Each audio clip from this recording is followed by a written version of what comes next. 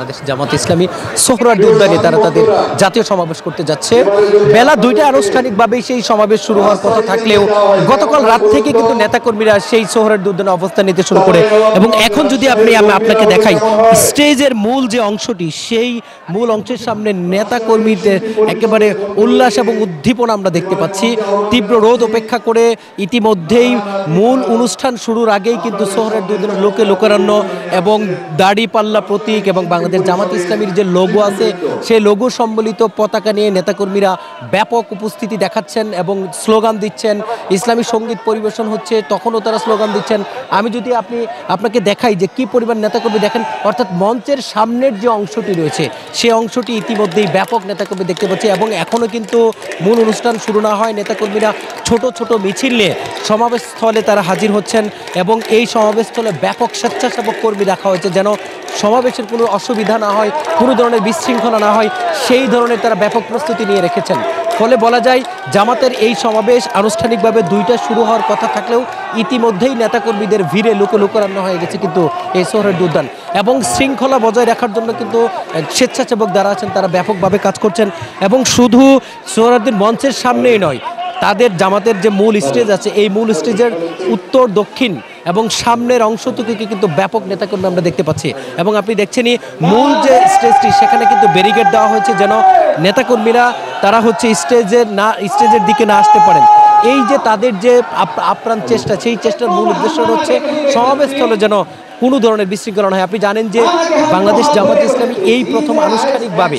এই সোহরাওয়ার্দী উদ্যানে জাতীয় সমাবেশ করছে এবং এই সমাবেশ ঘিরে কিন্তু বেশ কিছুদিন থেকেই তারা ব্যাপক উদ্দীপনা, ব্যাপক প্রচারণা চালাচ্ছিল এবং এই সমাবেশ থেকে সারা দেশ থেকে কিন্তু লোক আসবে এবং সকালেই কিন্তু জামাতের সেক্রেটারি তিনি বলেছেন যে আজকের এই সমাবেশের মাধ্যমে বাংলাদেশ জামাত ইসলামী ইতিহাস তৈরি করবে। আমি যদি স্টেজের মূল অংশটি দেখাই, এখনও কিন্তু কেন্দ্রীয় নেতারা আসেনি, অর্থাৎ এখানে যারা দায়িত্বশীল, আজকের এই স্টেজে যারা দায়িত্বশীল তাদেরকে দেখা যাচ্ছে এবং বিভিন্ন সাংস্কৃতিক পরিবেশন আমরা দেখতে পাচ্ছি।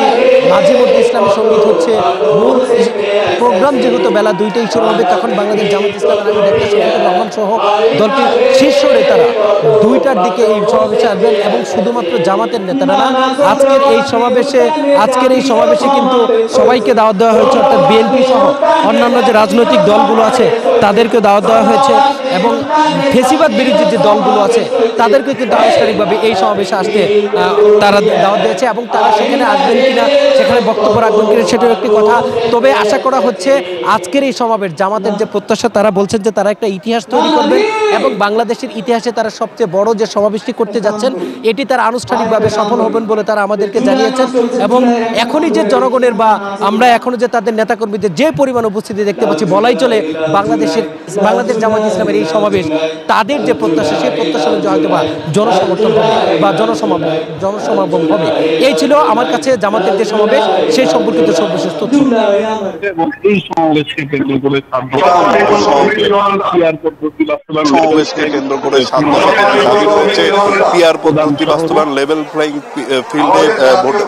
ভোট প্রদান সহ 7টি দাবি, সেই 7টি দাবি বাস্তবায়নের জন্য কিন্তু আজকে এই মহাসমাবেশ অনুষ্ঠিত হতে যাচ্ছে এবং এখানে কিন্তু এসে দুর্নীতিমুক্ত বাংলাদেশ গড়ার লক্ষ্যও কিন্তু রয়েছে। সেই প্রত্যয়ে আজকে এখানে হাজার হাজার লক্ষ লক্ষ মানুষ এসে উপস্থিত হয়েছেন। জামাতের নেতাকর্মীরা কিন্তু সকলে আমরা দেখেছি এখানে উপস্থিত হয়েছেন। যেহেতু লক্ষ লক্ষ মানুষ গতকাল সন্ধ্যা থেকেই কিন্তু এই সোহরাওয়ার্দী উদ্যান কেন্দ্রে আসতে শুরু করেছেন এবং এখানে একটি জমায়েত হয়েছে, সেই জন্য কিন্তু আজ ঠিক 10টার দিকে কোরআন তেলাওয়াতের মধ্য দিয়ে কিন্তু অনুষ্ঠানের সূচনা করা হয়েছে এবং দুপুর 2টায় অর্থাৎ মূল আনুষ্ঠানিকতা যতক্ষণ পর্যন্ত শুরু না হচ্ছে ততক্ষণ পর্যন্ত কিন্তু বিভিন্ন যে সাংস্কৃতিক কর্মকাণ্ড রয়েছে সেটি কিন্তু পরিচালিত হবে এবং ধর্মীয় রয়েছে সেটি কিন্তু আজকে এখানে তুলে ধরা হবে। এছাড়াও যারা শহীদ হয়েছেন সেই শহীদদের পরিবার সহ অনেক আহতদের আজকে এই অনুষ্ঠানে হিসেবে ডাকা হয়েছে। এছাড়াও কিছু দলের নেতাকর্মীদেরও কিন্তু আজকে এই সমাবেশে অংশ নেওয়ার জন্য কিন্তু দাওয়াত দেওয়া হয়েছে, তাদের আসার কথা রয়েছে বলে আমরা এখন পর্যন্ত জানতে পেরেছি এবং এই মহাসমাবেশকে কেন্দ্র করে কিন্তু আজকে পুরো সারা দেশে অসংখ্য বাস ভাড়া করা হয়েছে, পাশাপাশি 7টি বিশেষ ট্রেনের ব্যবস্থা করা হয়েছে যাতে নেতাকর্মীরা সুন্দরভাবে আজকের এই সমাবেশে অংশ নিতে পারেন, সেজন্য কিন্তু সব ধরনের ব্যবস্থা গ্রহণ করা হয়েছে। এছাড়াও কিন্তু প্রায় 6000 স্বেচ্ছাসেবক জামাতে ইসলামীর পক্ষ থেকে কিন্তু আজকে এখানে কাজ করছে এবং আমরা দেখেছি যে প্রত্যেকটি রাস্তা দিয়ে কিন্তু এখন পর্যন্ত অসংখ্য মিছিল এই সোহরাওয়ার্দী উদ্যান কেন্দ্রে কিন্তু আসছেন এবং এখানে কিন্তু এক একজনের কারো হাতে জামাতে ইসলামীর গেঞ্জি পরে রয়েছেন, কেউ টুপি।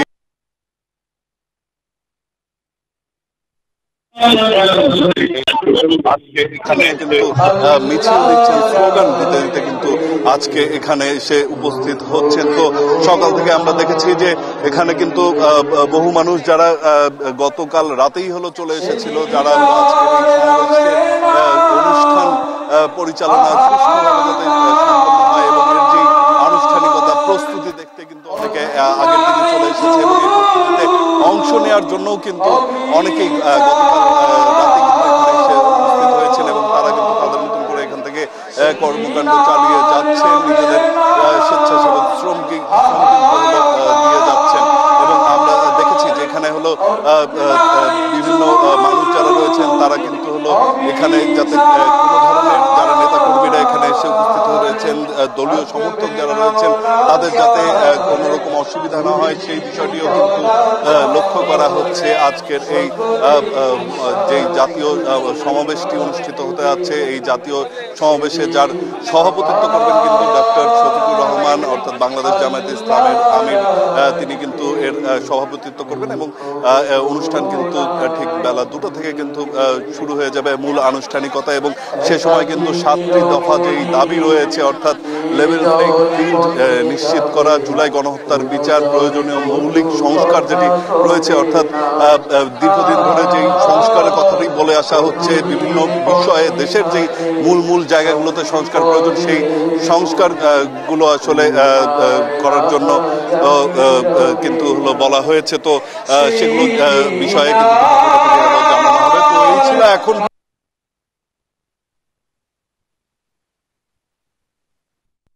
বান্ডেল থাকলে প্রতি সেনমানিতে টাকা বাঁচবে। বিকাশ সেনমানি বান্ডেল কিনে জিতুন প্রতি লেনদেনে।